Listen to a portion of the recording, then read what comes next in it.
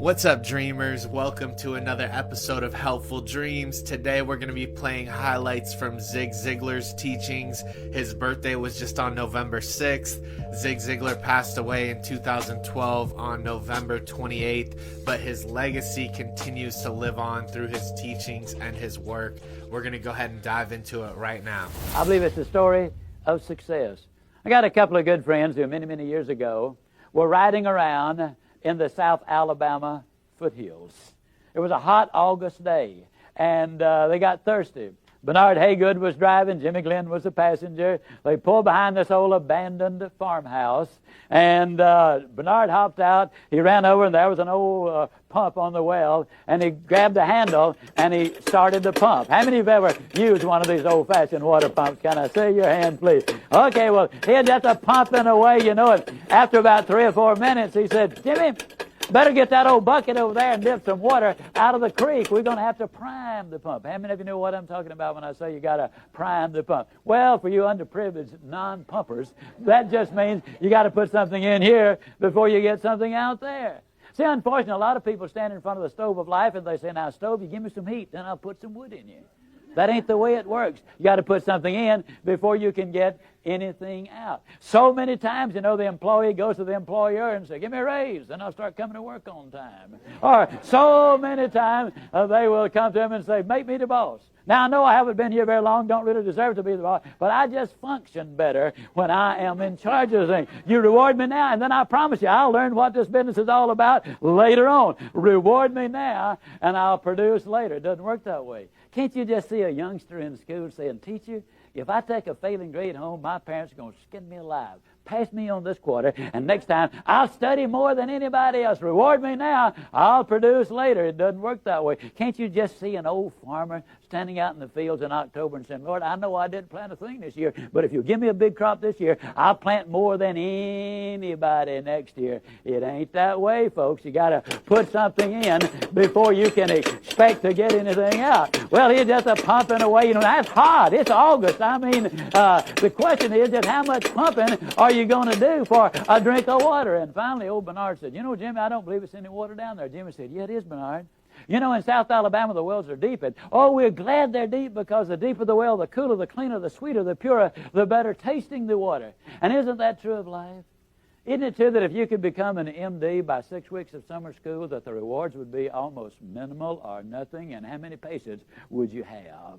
Isn't it true that if you become a sales expert in 3 days of a training school, that the rate of pay would go down rather radically? Isn't it true that anything worth doing is worth doing poorly? Until you can learn to do it well.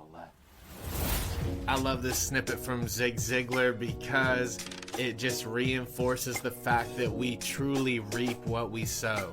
And ways that we can go about feeling motivated through the reaping phase is to know that our reward is in the future and that we're in this for the long haul, we're in this for the long game. You hear about it all the time. The things that come easy are most likely to slip through your fingers when they happen. You hear about the story of the person who wins the lottery and how those people quickly return back to where they were before because they don't know how to properly manage it in the long run, and they haven't done the work to become a person who's deserving of long-term success. It's important to have that long-term vision and run it like a marathon rather than a sprint, because that's what's going to bring you lasting success, and it's going to help you develop the skills needed through time in order to maintain the level of productivity and success.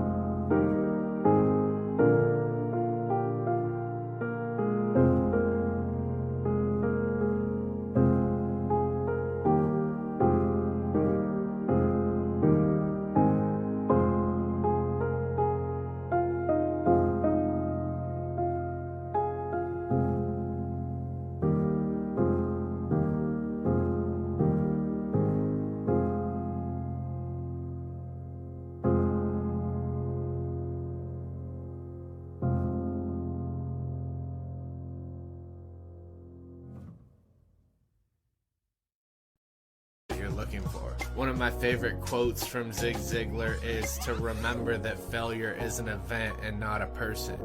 Just because you're going through certain challenges and certain failures at the moment doesn't mean that that's who you are.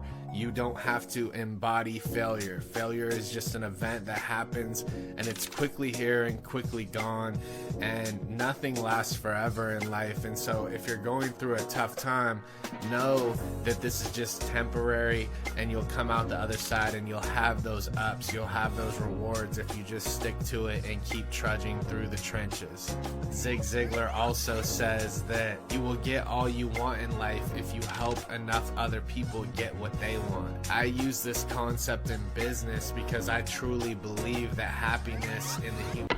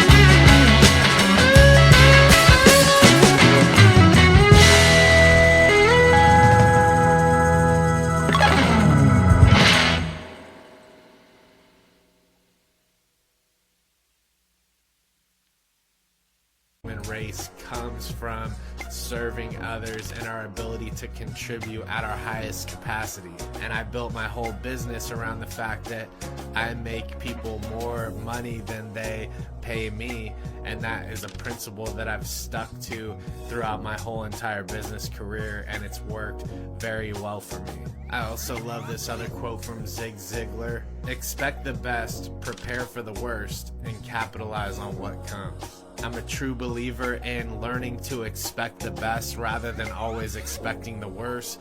We can always fall into the trap of thinking that the worst outcomes in life are always going to be the ones that continue to come up. When we think about a job interview or going into a high pressure situation, we consistently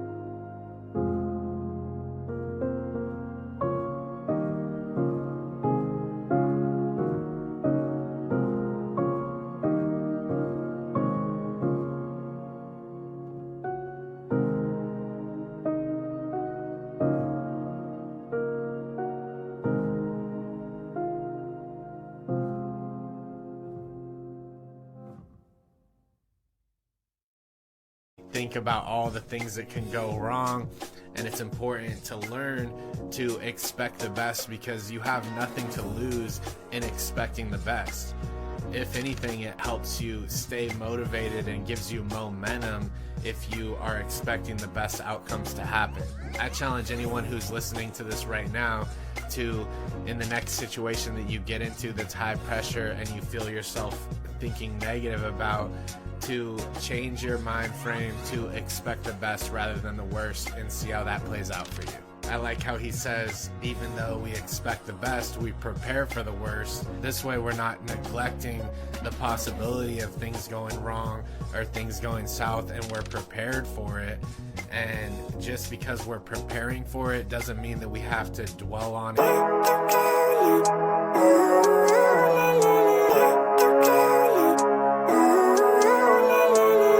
Living life, every day, late at night, not okay. All I want, and I pray, all I need are some better days. Fuck me, I'm looking in the mirror, so foggy, but I've never seen clearer. I don't really think anyone can save me, and honestly I'm not really sure I want saving. I like to be my own worst enemy. There's no risk if you don't try at anything, so I'ma just keep buying everything. See you in the next life, have to be a better me. I don't think that my head's on straight, gotta flip it and grip it and go and get an x-ray.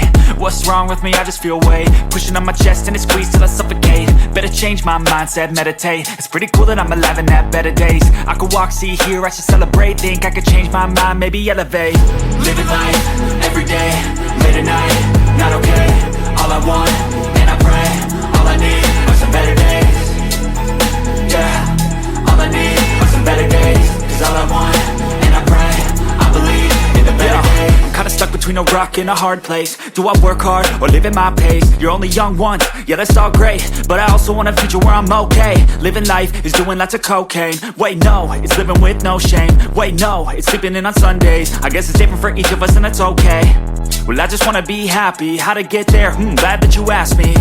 I think it's different for everyone. Some of us need work, others need fun. Some of us need purpose to overcome. But try to do what you love when it's said and done, cause there's so many differences in each of us. Trust your gut, it can show you what you want. Living life, every day, late at night, not okay. All I want, and I pray, all I need are some better days. Yeah, all I need are some better days. Cause all I want, and I pray, I believe in the better days. Living life, every day, late at night, not okay. All I want, and I pray, all I need are some better days. Yeah, all I need are some better days. Cause all I want, and I pray, I believe in the better days. Leading up to the actual event. And so expect the best, but also prepare for the worst, and then reap the benefits of what you achieve as you go through these processes. We're going to close out this video with another snippet from Zig Ziglar about serving others at your top capacity and the rewards that that brings in life. Thank you so much for coming by. Subscribe if you like the content. It helps spread the message, and I'll see you guys in the next one. I'd agreed to stop by in Atlanta to spend the night with my friend and a mentor. I got there at about 2 o'clock in the morning, and for the next 2 hours, literally, I gave him the minute details of every one of those incredible sales I had made. And finally, I wound down. And I said, oh my goodness, Bill.